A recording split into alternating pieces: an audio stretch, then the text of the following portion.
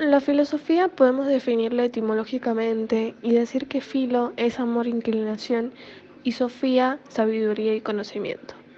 La filosofía es la ciencia que estudia todos los seres y todas las cosas mediante la luz natural de la razón, la inteligencia, con el fin de investigar las causas y ver sus consecuencias. Ahora podemos hablar de Grecia, la filosofía griega. Surge en las colonias griegas alejadas de la metrópoli, específicamente en Jonia, que se encuentran en las costas griegas de Asia Menor. Bueno, acá introducimos el pensamiento filosófico, el cual comienza su historia con una actitud nueva, el asombro ante la naturaleza, con su girar de día a noche, sus cambios de estaciones, etc. El asombro planteado, según dicho platónico, es el origen de la filosofía, no ya con una admiración poética, sino con una contemplación objetiva. Podemos situar a Platón, si bien no es el protagonista, y ya sabemos que es uno de los más famosos filósofos griegos. Platón cifra el origen de la filosofía, centrándose en la capacidad que tiene el hombre para admirarse ante las cosas de su alrededor. Ya la filosofía nacida en Grecia, los griegos primero se encuentran con otras lenguas y culturas. Entonces los griegos comienzan a tener una mirada crítica con respecto a su mundo y a su alrededor. Podemos agregar que el paisaje griego se distingue por ser un territorio montañoso, de suelo rocoso y con abundantes ríos en invierno y escasos en el verano. En Grecia nacen los primeros filósofos, específicamente en Mileto, una antigua ciudad de Grecia, llamados Tales, Anaximandro y Anaxímenes. Estos filósofos se interesaron en encontrar el principio del que derivaba el cosmos, es decir, trataban de descubrir cómo era el origen del universo.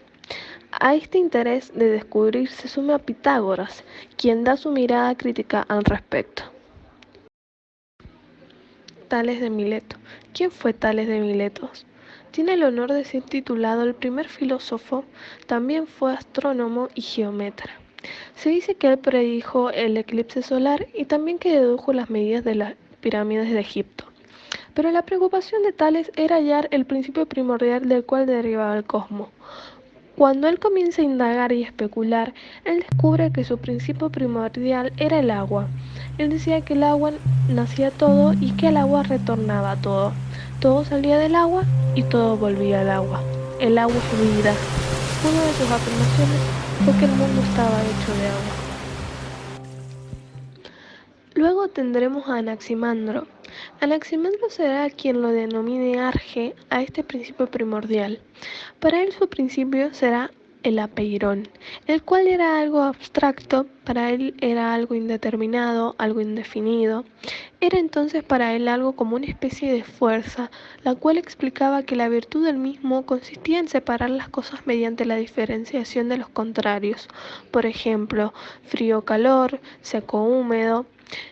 Él decía que existía un movimiento con forma de torbellino, una especie de rotación, la cual ayudaba de que todo se acomode, de tal forma que cuando el torbellino, que era el apeirón, rotaba, hacía que lo pesado descienda y lo liviano ascienda. Entonces el apeirón, de donde surgía todo, lograba ordenar el cosmos a través de esta fuerza de rotación que ejercía, logrando que la Tierra entre en un equilibrio. Luego pasamos a Anaxímenes. Si bien su pensamiento se diferenciaba de su maestro, recordemos que era discípulo de Anaximandro. Él dice que su principio primordial de su arge es el aire. Para él era algo infinito del cual nacían todas las cosas y así se originaba el mundo.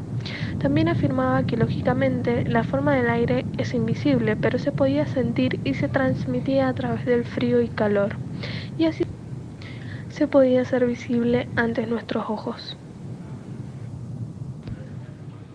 Ahora hablaremos de Pitágoras. Si bien los tres principales filósofos fue Tales, Anaximandro y Anaxímenes, me pareció interesante aplicar lo que piensa Pitágoras. Pitágoras ya sabemos que fue un filósofo y matemático griego, considerado el primer matemático puro. Nacido en la isla de Samos, en Italia meridional. Este filósofo nos habla de su pensamiento acerca de los números, es decir, los pitagóricos. Considera que el número como una realidad originaria de todas las cosas o como un principio de las mismas, siendo este su arge. Todo es número. Él plantea que esta idea se encuentra en nuestra vida cotidianamente e inconscientemente. Los números se encuentran en nuestra vida todo el tiempo. Por ejemplo, las matemáticas, el cálculo, siempre están relacionados con todos los números y no necesariamente se puede ver solo en ella.